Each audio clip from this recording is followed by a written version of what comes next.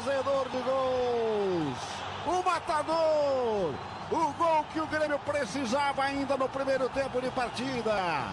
O Grêmio ganhou o jogo, fez um gol, então é uma boa vantagem sim, mas vamos esquecer essa vantagem na próxima quarta-feira e vamos fazer de conta que o jogo está 0-0.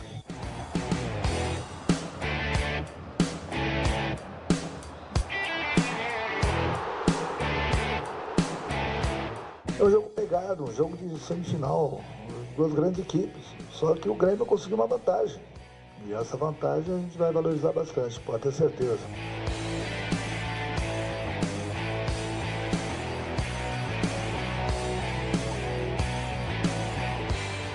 Tenho certeza que vai ser outro grande jogo lá em Belo Horizonte. Certamente o Cruzeiro vai ter que se expor um pouco mais, né? E a gente sabe que fazendo um gol lá dificulta bastante a vida deles.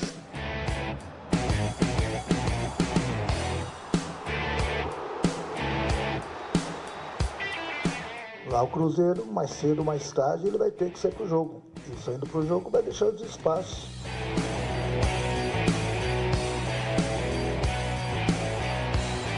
Do jeito que o Grêmio gosta de jogar também. O Grêmio se sente bem no Mineirão. Se a gente conseguir um gol lá no Mineirão, o Cruzeiro tem que fazer 3 gols.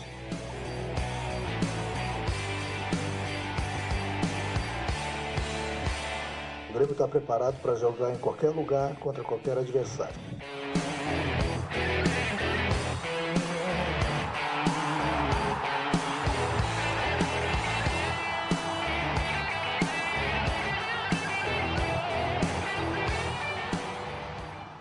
Boa tarde, amigos. Os donos da bola desta quinta-feira no ar, Band TV, canal 10 para todo o Rio Grande do Sul, também pelo band.com.br/RS, com a cobertura nos mínimos detalhes da vitória gremista no primeiro jogo da semifinal da Copa do Brasil contra o Cruzeiro e muito mais. Também tem a sua participação. O seu WhatsApp 99224-1220, 99224-1220. Central Band do Esporte, João Batista Filho, boa tarde. Tudo bem? Boa tarde, Meneghete. Boa tarde para todo mundo. Hoje é diferente, eu trouxe até um papelzinho, porque para lembrar de tantos dados estatísticos do cara que eu vou falar agora, eu tive que fazer isso, Meneghete. Olha só. Presta atenção no que eu vou falar agora do Lucas Barrios, artilheiro do Grêmio na temporada com 17 gols, 5 gols na Copa do Brasil e uma assistência.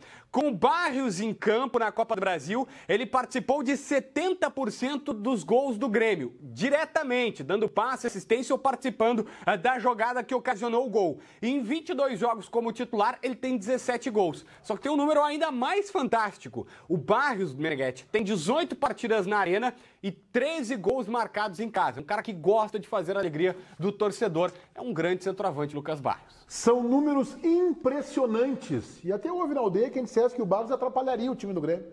Não. E eu e o Daniel que defendíamos que o Barrios, como fazedor de gols, ia cumprir. Talvez demorasse um pouquinho. Até não demorou tanto assim. Entrou bem, depois teve uma pequena queda e tá sobrando junto com o time e o esquema tático do Renato Portaluppi. Seu destaque, Ribeiro Neto, lembrei agora, fazedor de gols, lembrei de você. Seu destaque, boa tarde. Vocês são demais.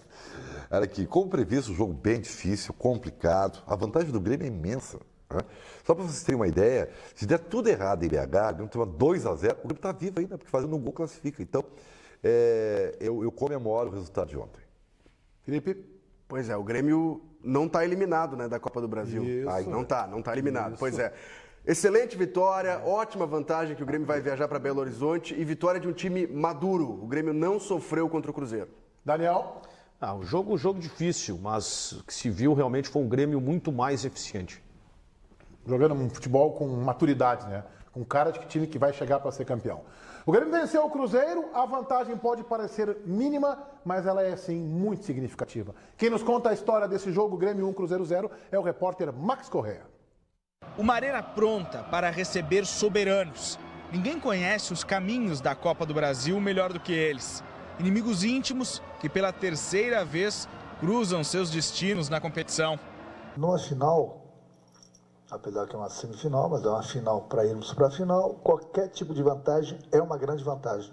Em cada passe, em cada desarme, cada defesa, cada chute, o peso da história. Na destreza de Fábio, no calcanhar de Luan, na tentativa frustrada, na que passa perto, naquela que belisca os dedos do goleiro antes de sair, mas principalmente a que sobra aos pés do centroavante. Lucas Barrios!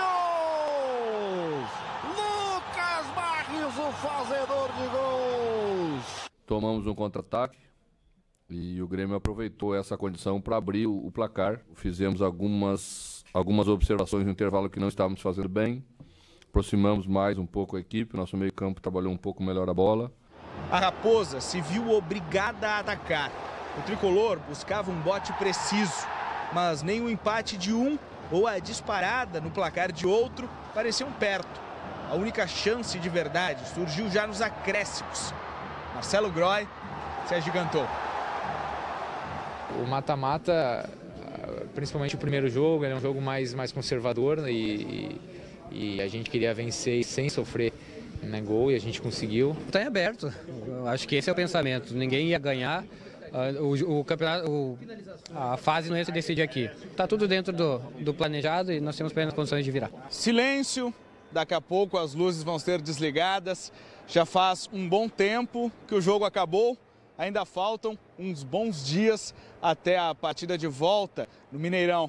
Uma semaninha para cruzeirenses e gremistas lidarem com a ansiedade, com a espera, pelos 90 minutos pendentes que separam uma dessas torcidas de mais uma final de Copa do Brasil. Podemos ser uma equipe melhor e devemos ser uma equipe melhor no Mineirão. E acredito que com um ambiente mais favorável, com todos juntos e o Cruzeiro jogando melhor, porque precisa e tem capacidade para fazer melhor, podemos brigar pela classificação na final. Duas grandes equipes, se estudaram bastante, poucas chances de gol durante os 90 minutos. Acredito que o Grêmio teve as melhores oportunidades, conseguimos fazer o gol. Temos uma vantagem. E numa decisão, qualquer tipo de vantagem é uma vantagem. Legal essa tese do Rafael Sobis, né? Tá tudo dentro do planejado. É um time Cruzeiro, portanto, que tem um planejamento impressionante. Eles planejam a derrota. Podia ter acertado com o Grêmio, não gastavam tempo, não gastavam passagem. O Grêmio ganhou o primeiro jogo por 1-0. Aliás, recomendo ao Sobis, já acerta o segundo jogo também. Acerta o empate em 0-0. O 2-2. Bonito, né? 2 gols do Sobis, tá o 2-2 também. Nunca vi o jogador sair de campo derrotado assim. Não, tá tudo dentro do planejado. Que beleza, o Cruzeiro planejou a derrota pro Grêmio. Diga lá, senhor Ribeiro Neto. Está chegando a Expo Agas 2017, de 22 a 24 de agosto, da Fiergs, em Porto Alegre, com inscrições gratuitas para supermercados, mini-mercados, bares, lojistas, farmácias, restaurantes, hotéis e demais segmentos do varejo. Feira de negócios e convenção com palestras de Serginho Groisman, Leandro Carnal, Ricardo Amorim e muito mais. As inscrições estão abertas no site agas.com.br e são gratuitas para varejistas de todos os tamanhos e de todos os setores até o dia 18 de agosto. Corre lá, não perde. Este evento é demais. Tem muita novidade e informação, Meneghetti. O Ribeiro, vem pra cá debater, e eu justamente vou começar debatendo contigo aqui, já vou colocar o Daniel e o Felipe na conversa, porque você teve muita coragem, assim que saiu o sorteio da Copa do Brasil, dizendo que o sorteio havia eliminado o Grêmio da Copa do Brasil. Que, portanto, o Grêmio tinha... E o brasileiro se diz há mais tempo, que o Grêmio já está fora, e que você também está fichando no Grêmio campeão da Libertadores da América, exato, sem nenhuma dúvida. Então você teve muita coragem. Te surpreendeu, portanto, a vitória gremista ontem? Não me surpreendeu. Está dentro do planejado. Tá com o Rafael Sobis, então. Está irmanado com o Rafael Sobis. Está dentro do planejado. A minha convicção é de que o Grêmio, embora a vantagem seja muito expressiva... É muito expressiva, Ribeiro. Eu acho bem complicado, está completamente em aberto, né? Tomara que eu erre, não é evidente que eu quero que eu erre, né? Mas a minha convicção é que o Grêmio tem que dar o foco naquilo que é o principal, que é a Libertadores da América. E se o Grêmio ganhar a Libertadores, o resto não importa mais. Time misto, combinar, então, contra o Cruzeiro em BH? Não precisa fazer essa time reserva. Não precisa disso aí, tá? Mas tomara que o Grêmio tem condições, evidentemente, né?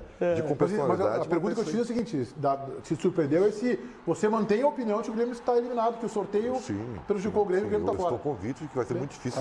Parabéns pela tua coragem. Mas tomara que eu esteja errado e não há nenhum problema nisso. Mas como previsto, foi um jogo bem equilibrado, né? Tempos distintos, inclusive. O Grêmio, o que eu gostei no primeiro tempo, o Barrios e o Luan, mais o Luan, não ficavam cravados na área e aí não facilitavam a marcação da zaga do Cruzeiro.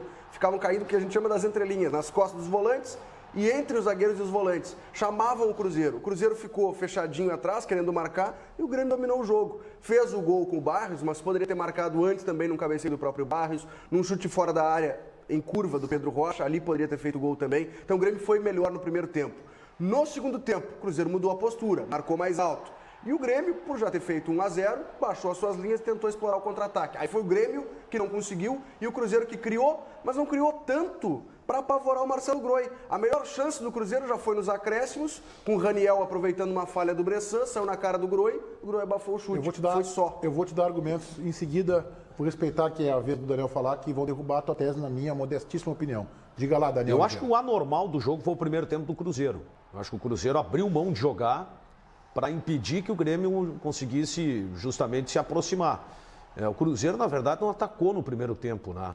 Em termos de posse de bola, o jogo foi bem equilibrado. No segundo tempo, eu concordo com o Felipe, o Mano avançou o time, mas mesmo assim faltou um jogador com mais qualidade para fazer, pelo menos, ou criar um certo perigo em relação à zaga do Grêmio. A jogada que nós estamos há pouco aí foi uma vitória individual do jogador, meio que na raça, na vontade, mas não propriamente na técnica. Eu acho que o resultado do jogo foi...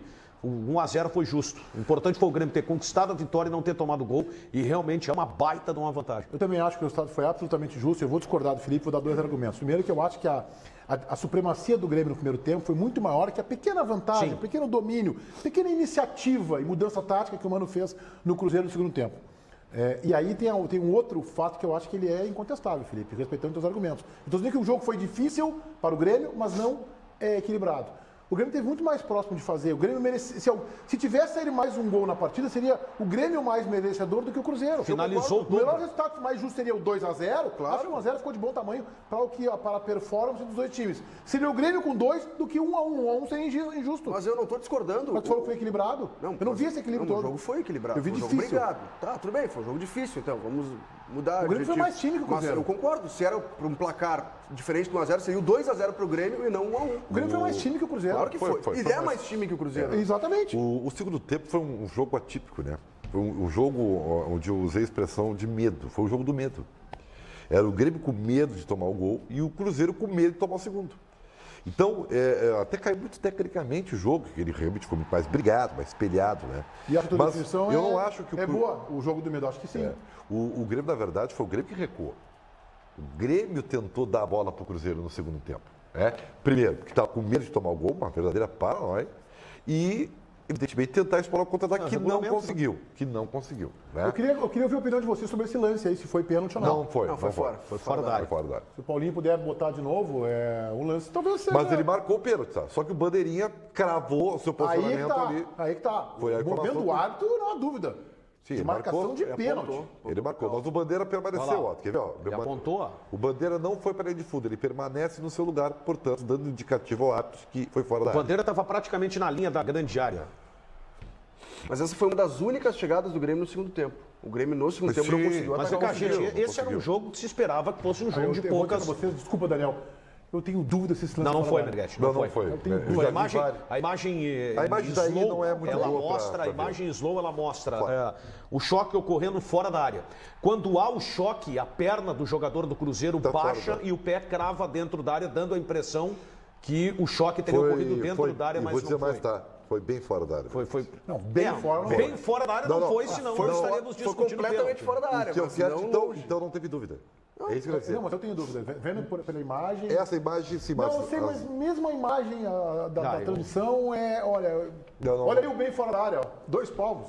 Mas foi fora da área. Foi fora da área. Aquele gol. Não, eu acho que a tendência parece que foi fora da área, mas é muito discutível. Mas foi um jogo de poucas oportunidades, né? Se analisarmos mesmo, um jogo bem como se esperava, né? Eu não gostei do Ramiro, do Arthur, acho que eles tiveram dificuldade. Né, não, evidente. Pois é. Eu não estou dizendo que no segundo tempo marcaram, né? É que no caso de um jogo como esse é o seguinte, a gente tem que entender um jogo que teve jogador que abriu mão de jogar para marcar E aí, do Cruzeiro, eu cito, por exemplo, o Robinho. Eu iria dizer isso se tu deixasse eu falar. Que nós estamos num programa de debate, é só tu que tá falando. Tá, mas eu peço desculpas por participar do programa. O Robinho e o Ramiro fazem a mesma função no campo, lado direito, aberto. Exatamente. O Diogo Barbosa, lateral esquerdo do Cruzeiro, subia bastante, o Ramiro teve que marcar. No lado esquerdo, o Cortez subia bastante. Ontem, curiosamente, quanto mais eu vejo o lance, mais eu acho que é dentro da área. Mas não foi. Quanto mais eu vejo, mais eu acho que não. Mas não foi.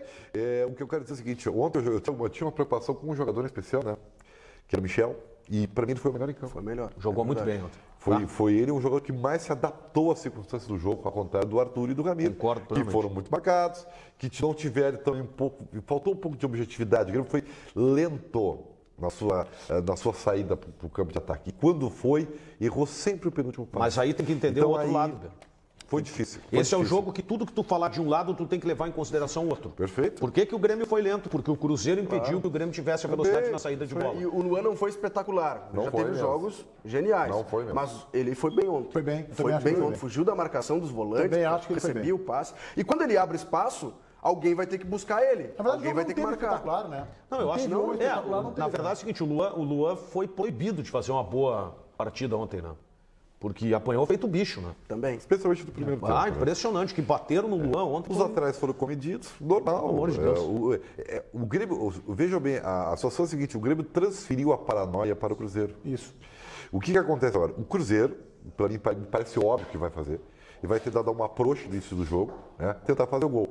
E se fizer, o Cruzeiro volta. Mas inverte a avaliação. Volta para trás. Quem do Cruzeiro foi o melhor em campo? Vai esperar pênalti em casa? Não. Vai caminhar para pênalti em casa? Não é. Quem sabe se tomar um gol. Ele não pode ficar na frente sempre, Beneguete. Tem que tomar um gol. Cara, o Cruzeiro vai jogar muito mais parecido. Vai tentar fazer o gol. E aí depois volta ao normal. Cruzeiro vai jogar. Tá morto. Vai passar o Grêmio. Cruzeiro vai jogar semelhante ao segundo tempo. Discordo frontalmente da Tese Ribeiro. Acho que tem uma questão do Jeromel que a gente tem que analisar. Mas eu acho que está morto. Pela vantagem, eu acho que está morto. Vamos deixar bem claro. É apavorante a questão do Jeromel. Pelo 992241220 está valendo o seu WhatsApp. E tem o WhatsApp para rodar aí. Vamos lá. Gurizada, me diz uma coisa. O que vocês acham? Melhor maneira do Grêmio jogar o jogo de volta é se defender melhor, de repente com um zagueiro a mais, alguma coisa assim. Ou partir para cima, tentar atacar e fazer um gol de uma vez para jogar ainda mais a responsabilidade lá pro Cruzeiro. O que vocês acham? Um abraço aí para vocês, Bruno Pereira. Um beijo aí para minha esposa, Bruno. Já fez uma meta, tá certo. Bruno Pereira, né? Bruno, primeiro nome dele, né? Bruno Pereira. Bruno, obrigado pela tua participação conosco. Grande abraço. Já fez uma meta, chegando no final de semana, aquela coisa toda. Tá certo ele. Olha só, eu acho que ele tem que se comportar como um time grande. Não recuar, porque uma hora a bola entra. E pode entrar aos 30 do segundo tempo e o Grêmio correr o risco de ir para uma decisão de pênaltis, que é ruim para o Grêmio nesse momento. O Grêmio não está acertando, pode até se classificar. Mas o Grêmio não pode jogar de forma foita. O Grêmio tem que jogar como um time grande fora de casa. E como o Grêmio está jogando nessa temporada. Vai lá para fazer gol, para jogar. Não se expor demais e nem ficar retrancado. Pega a bola, vai atacar. Não dá a bola para o Cruzeiro. Eles já se enfrentaram no Campeonato Brasileiro naquele jogo de 3-3. Qual foi o desenho daquele jogo? O Cruzeiro atacou o Grêmio. E o Grêmio atacou o Cruzeiro. Foi um jogo aberto. Eu acho que é isso que vai acontecer. O Cruzeiro vai se expor. Não foi o jogo contra o Atlético Mineiro. O Grêmio tem uma vantagem que o Grêmio faz gol fora todos os jogos. Né? E não pode abrir mão disso. Não pode recuar demais.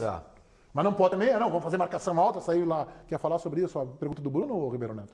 Não. Eu acho que vocês falaram e eu concordo. Tá bem. JB! Olha só, Meneghete, um dado para colaborar com esse debate. O time titular do Grêmio, jogando com o time titular, o Grêmio marcou gol fora de casa em todas as partidas da temporada. Ou seja, é muito provável que vá marcar também no Mineirão. Mas eu estou falando do time titular, porque o reserva joga no próximo domingo, 11 da manhã, aqui na Arena contra o Atlético Paranaense. E pasmem, Meneghete, pasmem, ouvintes, telespectadores e o pessoal da bancada, o Miller Bolanhos tem tudo para estar novamente à disposição. Ele já está treinando com um grupo de jogadores, está bem e a tendência é que pelo menos concentre. Não se sabe ainda se o Miller Bolanhos vai para o jogo, mas ou vai ser titular, mas a tendência é que ele vá para o jogo.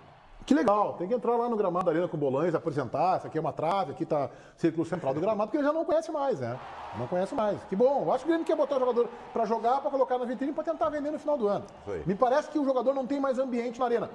É uma percepção superficial à distância minha. Não estou lá como os repórteres estão todo dia. Parece que o jogador não tem mais ambiente, mas o Grêmio não vai desvalorizar, fez um investimento alto e gostaria de vendê-lo. O jogador tinha tudo para ser o cara do ano do Grêmio. É verdade, começou assim, né? Impressionante.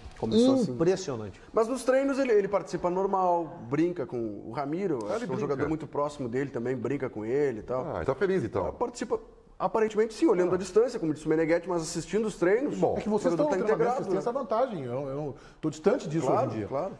Eu vou colocar o JB na conversa. O ambiente do Bolanhos ele é favorável para a permanência na arena ou não, JB? Eu não posso dizer que ele tem um mau relacionamento com os jogadores do Grêmio. Não é isso, Meneghetti, mas é fato. O Grêmio hoje, se chegar uma proposta para o Miller Bolanhos, vende ele na hora porque é um jogador que está dando muitos problemas extra-campo e não está jogando com a camisa tricolor, com toda certeza. Não posso dizer que ele é atritado com alguém lá dentro, mas por esse fato de não estar correspondendo, incomoda a direção e uma proposta pelo Bolanhos hoje seria muito bem-vinda. E eu não estou falando, inclusive, que ele tem um ambiente atritado com os colegas. Não estou, só para deixar claro isso em cima da afirmativa do JB, como é que é o ambiente dele. Não estou falando isso. Mas você não precisa ser atritado com os seus colegas para não ter um ambiente favorável. Tem gente, às vezes, que vive no mundo da lua, que vive completamente desconectado da realidade, ou que se acha o cara e não está conectado no ambiente de trabalho e não vai conseguir render bem.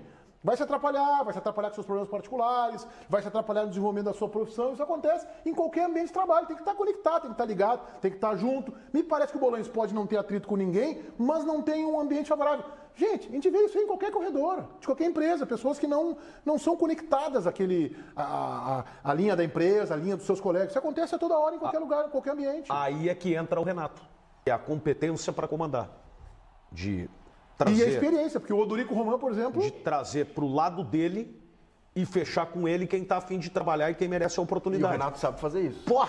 Eu acho que o Renato sabe fazer isso, acho que o Espinosa saberia fazer isso, acho que o Odorico Roman não tem tamanho e experiência desse ambiente. Também tem isso, o gestor tem que ter experiência do ambiente para poder articular e resolver esse problema, se aliar bem. O Renato acho que tem, mas e o Espinosa também teria. Às vezes é bom, e acho que o Odorico Roman faz isso, aproveita essa capacidade do Renato e prefere não se meter. Porque ele sabe que uma coisa é ele proceder dessa forma e a outra é o Renato. Né?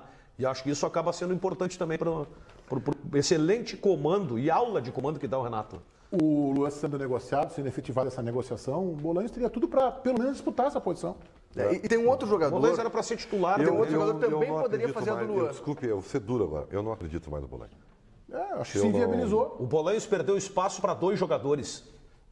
Everton e Fernandinho. Não, um para ele mesmo e o outro Pedro Rocha. Porque o Pedro Rocha aproveitou esse momento de ausência. Eu estou pensando na reserva. Não, mas eu estou falando em relação ao time titular, porque esse jogador largou. Ele terminou bem a temporada, pelo que ele tinha enfrentado no ano passado, dando perspectiva que largaria bem o ano. Da minha opinião, e de fato confirmou largou isso. Bem o ano. E de fato confirmou isso. E tem um outro cara que precisa ser testado ainda, que a gente não viu jogar. E que poderia fazer a função também é do Luan. Quem? Se tu tirar sarro, Beto da Silva. Silva. Não existe. Poderia fazer também. Não existe. Não, ele não foi testado. Mas quem não existe? Eu assisti apenas em treinos. Existe. Isso aí vocês estão brincando com o telespectador, rapaz. Esse jogador não tá no Grêmio, não existe esse jogador. Tu acha que é um fantoche? É um fantasma que tá lá. A imprensa inventou isso aí, tá lá e não tem. Existe esse jogador. Beto da Silva lá. Pô, brincadeira. JB, interatividade aí, JB. Olha só, Meneghetti, a partir do nosso Twitter, a galera que está participando conosco, como, por exemplo, o Douglas Weber, está dizendo que o Grêmio tem que ganhar a Copa do Brasil e Libertadores, fez investimentos para isso. O Ricardo tá brincando, que Jeromel abençoe Jeromel, ou seja, tá chamando o cara de Deus por aqui. O Diego Rodrigues diz que é uma boa vantagem do Grêmio, mostrando que é um time maduro, mesmo com o Ramiro, Edilson, Kahneman abaixo dos demais. Agora, por aqui... O Renan de Passo Fundo está dizendo o seguinte: o que quer dizer o Renato que não precisa ir para a Europa? Comentem aí, pois todos podem criticar essa situação. Também está participando sobre o fato do Renato não precisar ir para a Europa para dar um bom desempenho ao time do Grêmio. E o Alexandre, depois a gente fala sobre isso, Alexandre, mas deixa o teu recado, está perguntando se o Botafogo será expulso da Copa do Brasil também, Meneghetti. Não vai ser. Eu acho que eu fui contra aquilo que aconteceu com o Grêmio. Sou contra o que aconteça com o Botafogo. Agora a lei tem que ser para todos. Mas não é a lei tem que ser para todos. Não é a mesma coisa. É diferente. Quer dizer que familiar de jogador pode ofender daí? Não, Meneghetti. É um caso completamente diferente. O jogo... Eu também fui contrário à punição ao Grêmio. Mas o jogo parou, era contra um jogador. Se não para o jogo, daí tudo bem. Aí era mais aí tá liberado. O do Botafogo é foi identificado. Como é um? O que tem que é um? Se for um, identifica um. Se for identifica os dois. Meneghetti, vamos ser assim, eu vou tentar ser... É que é no Rio de Janeiro, né? Exato, assim. Aí que tá, né? Não, do Grêmio, só um pouquinho. Torcedor do Grêmio, não se estresse com isso aí. Não vai dar nada. Em primeiro lugar, a situação é diferente. E se não fosse, arranjaria um motivo... É muito parecida, né? Nunca uma situação vai ser igual a outra. Desculpa, nunca vai ser igual. Mas olha só. A situação é diferente o suficiente para arrumarem um jeito de dizer que é bem diferente, tá? Bem. Segundo, é um clube carioca, tá? Os auditores são da turma, da beira da praia. Então não se esqueçam. Eu falei de hoje pela manhã.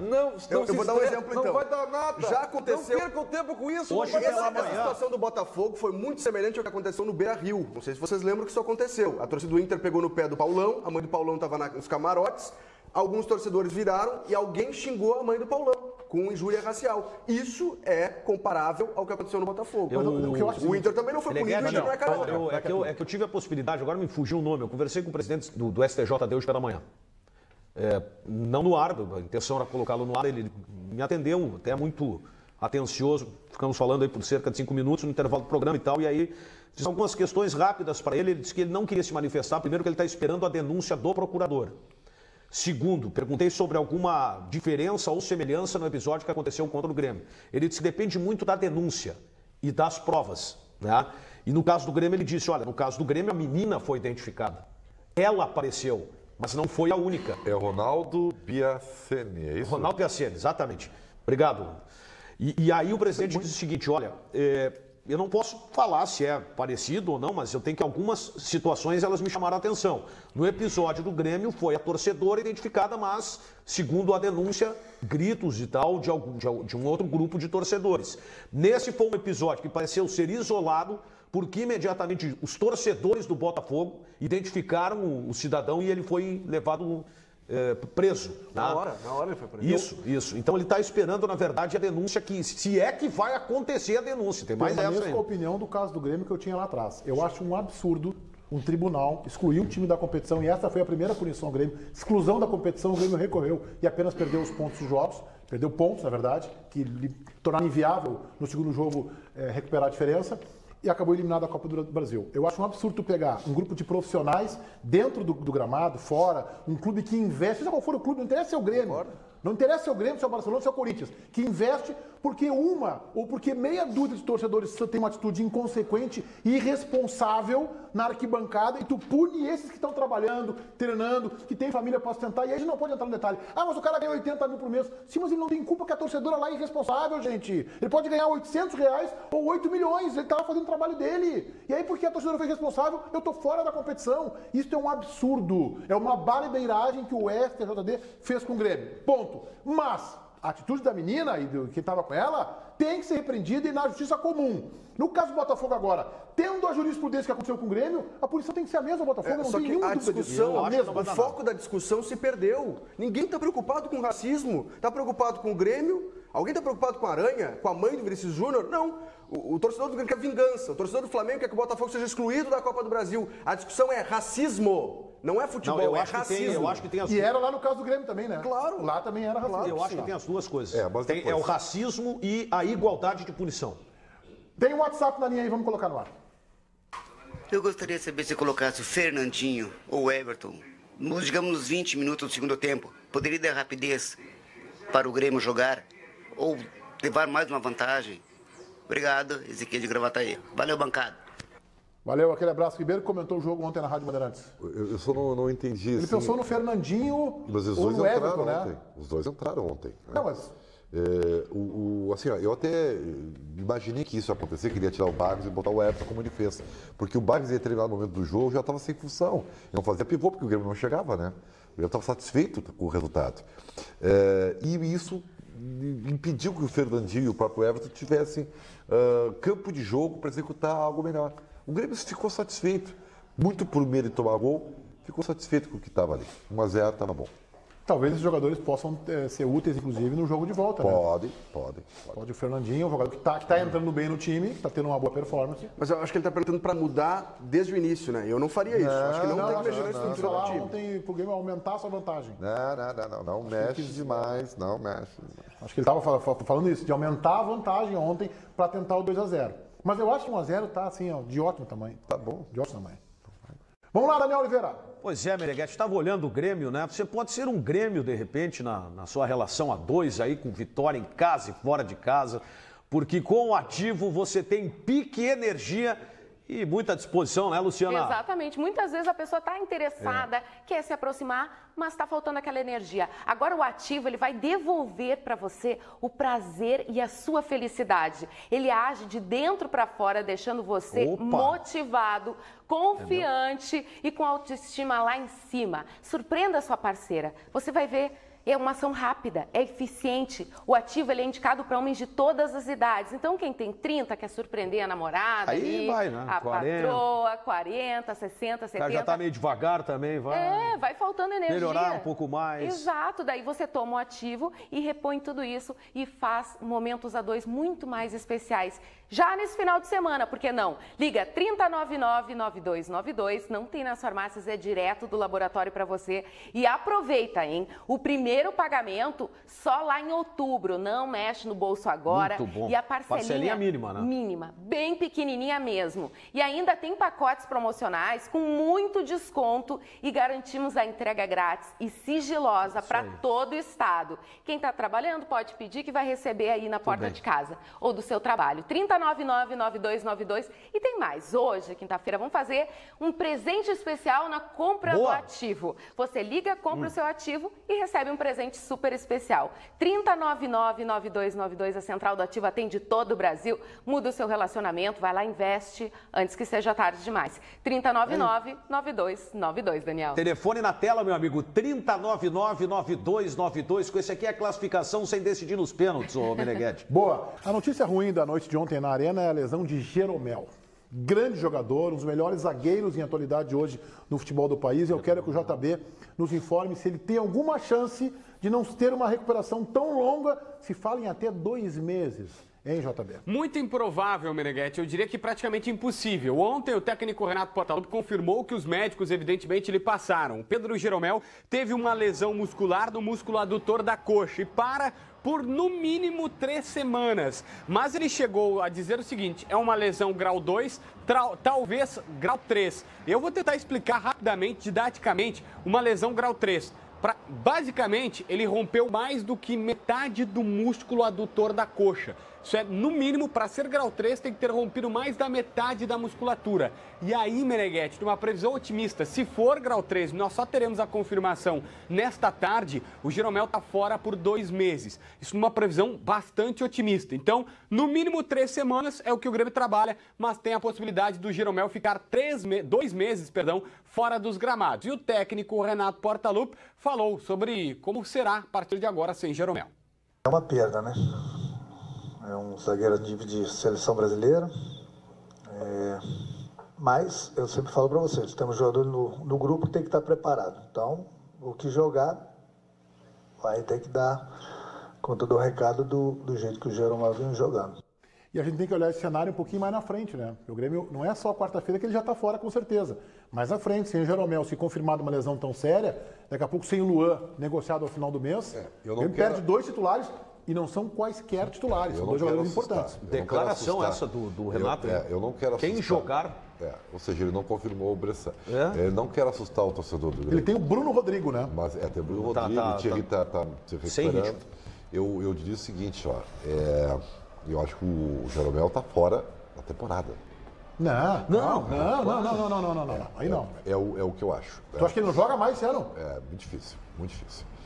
Se é lesão muscular mesmo, rasgou a virilha, né? Olha, não tem milagre nisso aí, tá? Eu vou dizer uma coisa para vocês.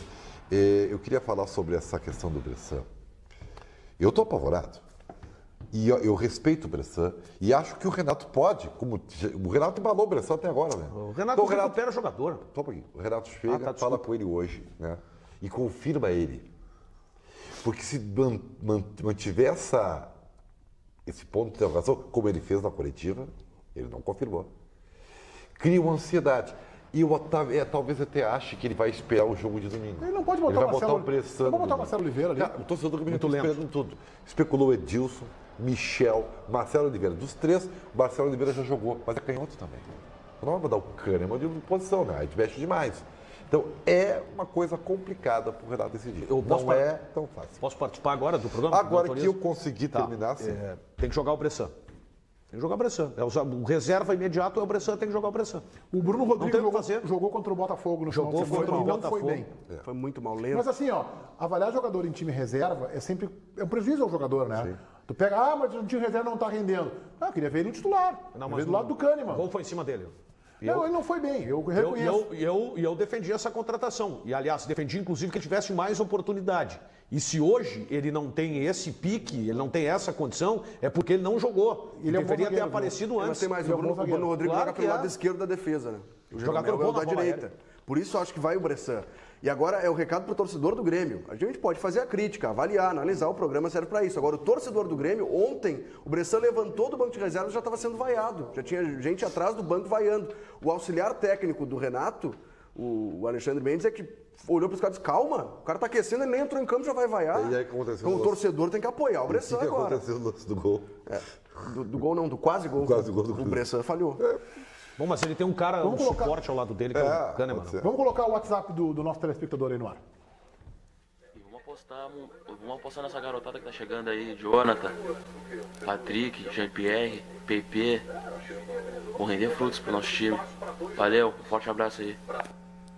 Valeu, aproveitamento da gurizada. Ele quer botar os garotos e o Renato tá fazendo isso, né? Tá botando aos poucos. Tem que botar aos poucos também. Domingo nós vamos ter mais uma não pode botar só Primeira Liga. Primeira Liga eles vão jogar. Quando é que é a Primeira Liga? Setembro, né? Tem isso, tem esse monstro, monstro, né? Contra o Cruzeiro. Dia 30. Vai mudar o nome de... É dia 30 de agosto ou de setembro? Agora agosto. Ainda tem esse fantástico. Já podia trocar de nome. Última Liga, né? Última Liga. Em vez de ser primeira, podia ser o Corner. Eu gostei dessa. Então voltamos com os donos aqui na Band. O Ribeiro Neto tá na marca do pênalti. A pergunta vem de Passo Fundo, do Michel Dornelis. Michel, muito obrigado pela tua participação conosco aqui nos Donos. Te pergunta o Michel Dornelis de Passo Fundo, Ribeiro. Se tivesse apenas essas duas opções, quem você escalaria no seu time? Bressan ou Léo Ortiz? Bressan. Por quê? É melhor. É o menos pior. JB. Olha só, Meneghetti, o Internacional treinou nesta manhã e o técnico Guto Ferreira, ele exigiu bastante dos seus jogadores, mesmo que em campo reduzido. Primeiro, marcação alta lá na frente e outra situação que toda semana foi trabalhada, tá?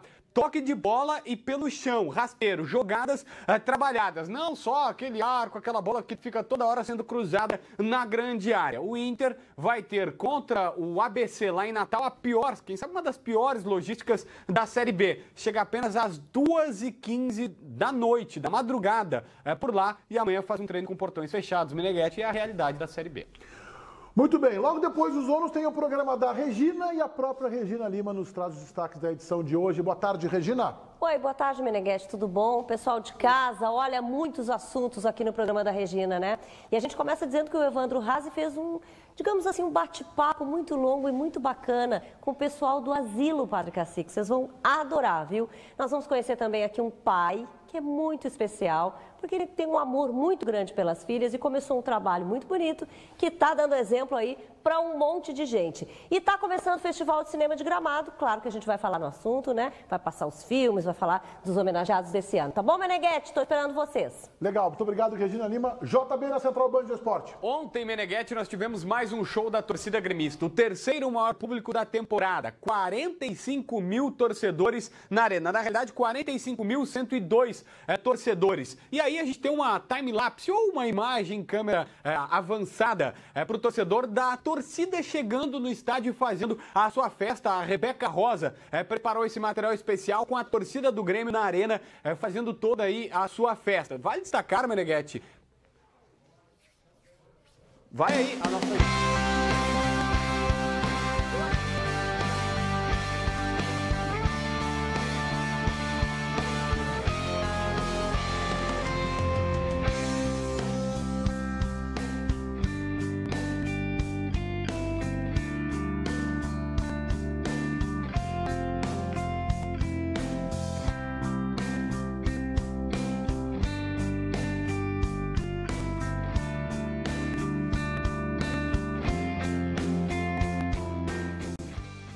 Lindo, lindo. Grande show. Grande show. O time do Grêmio está embalada, confiante e motivada. Voltaremos amanhã ao 12h30. Fiquem todos vocês com o programa da Regina e tenham uma excelente tarde de quinta-feira. Tchau.